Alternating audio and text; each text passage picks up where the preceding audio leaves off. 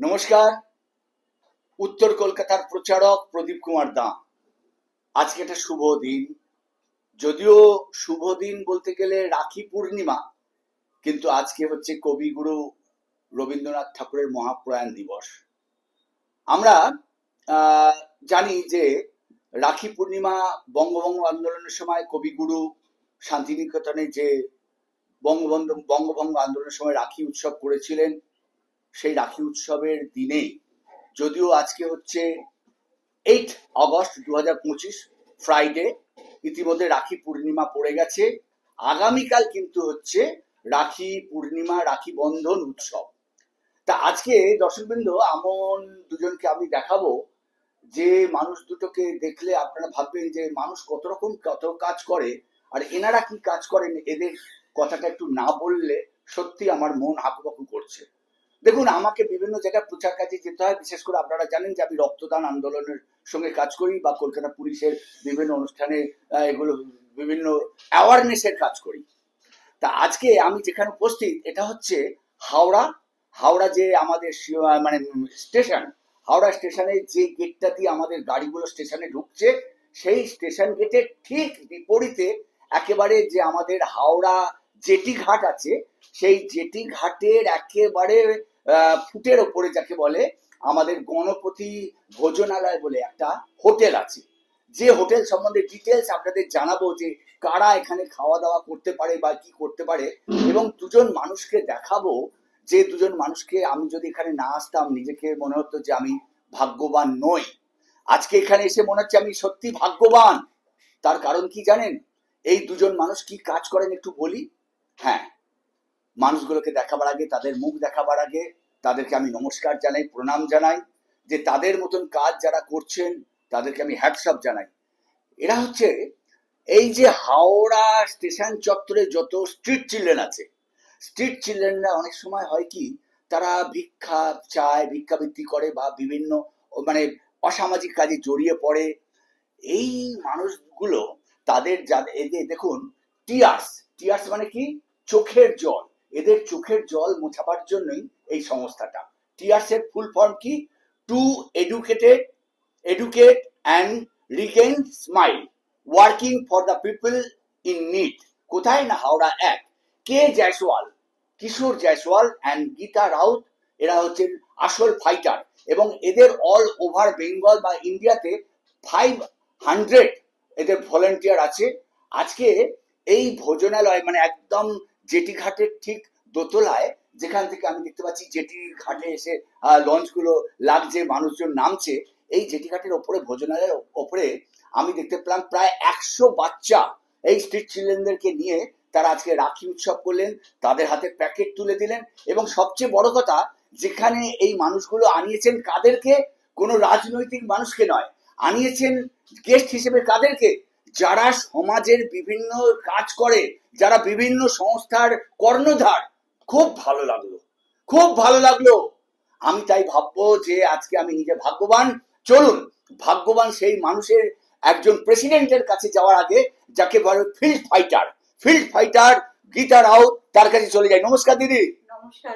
নমস্কার। বলুন আপনাদের কি কাজটা, আপনাদের কাজটা বলুন, এবং আজকে বলুন প্রধান কি কাজটা করলেন। আমাদের আজকে রাখি উৎসব। রাখি উৎসবে বিভিন্ন এনজিও সবাই এসছে এইখানে। আসার পর আদিতি কুন্ডু, সরি আদিতি মন্ডল, নবদিশার উনারা এসে আমাদের সাথে মিলে আমাদের স্ট্রিট চিলড্রেনকে, আমাদের সব বাচ্চাদেরকে রাখি পরানো উৎসবটা আমরা আজকে করলাম।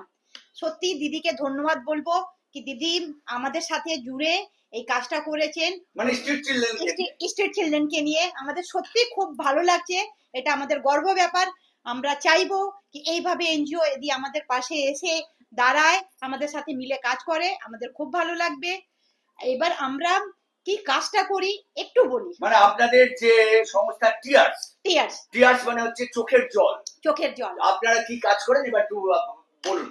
আমরা হাওড়া স্টেশনে যে বাচ্চারা ভিক্ষে চায়, যারা বোতল কালেক্ট করে, তাদেরকে বোতল কালেক্ট করে মানে রাস্তা থেকে কুড়িয়ে, হ্যাঁ রাস্তা দিয়ে কুড়িয়ে, ট্রেন দিয়ে, এদিক ওদিক প্ল্যাটফর্ম যেখান দিয়ে ওরা কুড়িয়ে আমরা চেষ্টা করি সেই বাচ্চাদের নিয়ে এসে পড়াশোনা করাবো, তাদের স্কুল পাঠাবো, আর তাদেরকে মূল স্রোতে ফিরিয়ে আনা, এটাই আমাদের মেন কাজ।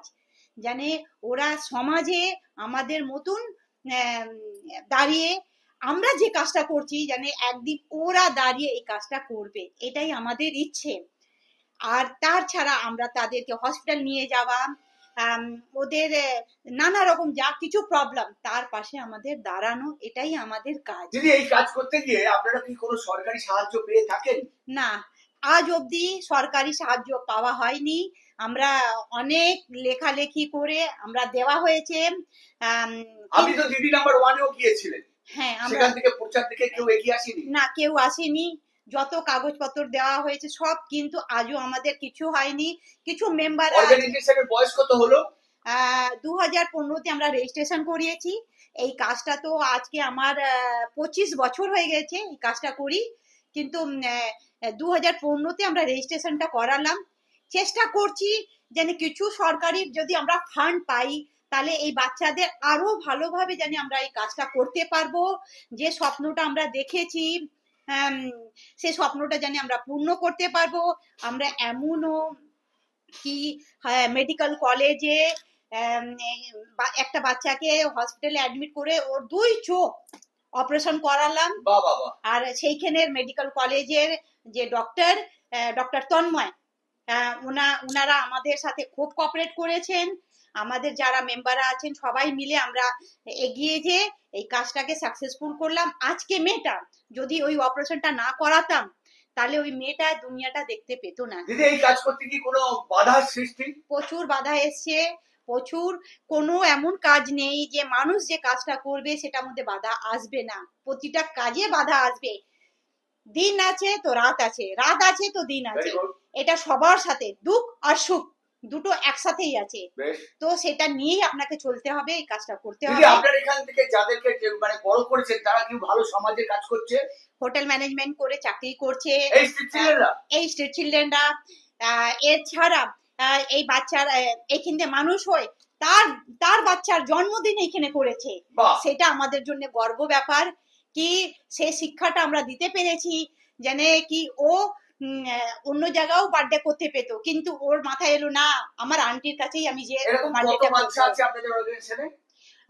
অনেকগুলো আছে, ধরে নিন 20-25টা 30টাও মানে পায়ে দাঁড়িয়ে গেছে। আর এইখানে আপনাদের এখনকার স্ট্রিট চিলড্রেন কত আছে, মানে একদম কিডস থেকে শুরু করে বড় পর্যন্ত? 100 ধরে নিন। তার ছাড়া আমাদের উত্তরপাড়াও ব্রাঞ্চ আছে, ওইখানেও আমাদের স্কুল চলে, ওইখানে সেন্টার চলে, ওইখানেও সব বাচ্চারা স্কুলে যায়। ওইখানেও আমাদের অনেক টিচাররা আছেন যারা মেম্বার, ওনারা ফ্রি সার্ভিস দেন, ওনারা বাচ্চাদের পড়ান। আর একটা শুনছিলাম এই ভোজনালয় একটু খাবারের ব্যাপারটা কি বলছিলেন, একটু জানো? আমাদের এইখানে যে বাচ্চারা আসে তাদের মাজন ব্রাশ চান করার সবই এখানে দেওয়া হয়। তাদের খাওয়া দাওয়া, জামা কাপড়, টিভি দেখা, তাদের দুবেলা খাবার, জানে ওরা ভিক্ষে না চাইতে হয়। আর জানে ওরা খাবারটা পেটে ভরলে রাতের ঘুমটা ভালো হয়, তাদের পড়াশোনার ইচ্ছেটা হয়, সেটাই আমাদের মেইন চেষ্টা। যাতে না কোনো মানে ছেলেরা অসামাজিক কাজে যুক্ত হয়, জানে আমরা তাদেরকে মূল স্রোতে ফিরিয়ে আনতে পারি। আচ্ছা, আপনাদের অর্গানাইজেশনের মেম্বার প্রায় তো 500-এর উপর বললেন। আচ্ছা, চলুন এবার যে মানুষটাকে না দেখালে আমি মনে করবো যে আমি নিজেই হয়তো ঠকে যেতাম, বা আমার একটা বিরাট কিছু একটা ছেদ থেকে যেত।